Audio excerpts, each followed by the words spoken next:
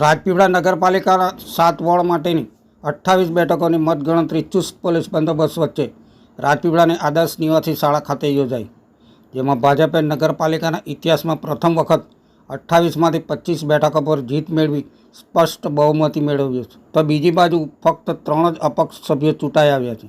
આમ આદમી પાર્ટી અને કોંગ્રેસ પાર્ટી ખાતું પણ ના ખોલાવી શકી. રાજપીપળાની જનતાએ ફરી એકવાર ભાજપને સત્તાનું સુકાન સોંપ્યું છે. રાજપીપળામાં ભાજપનો ઐતિહાસિક વિજય થતાં કોંગ્રેસ આપના સુપડા સાફ થઈ ગયા છે. આઝાદી પછી પ્રથમવાર કોંગ્રેસ 0 પર સમેટાઈ છે. રાજપીપળા નગરપાલિકાની સ્થાપના બાદ આ ભાજપની અત્યાર સુધીની સૌથી મોટી જીત માનવામાં આવી રહી છે. રાજપીપળા નગરપાલિકામાં વોર્ડ નંબર 1, 2, 5, 6 અને 7માં તમામ 4 બેઠકો પર ભાજપના ઉમેદવારોનો વિજય થયો છે.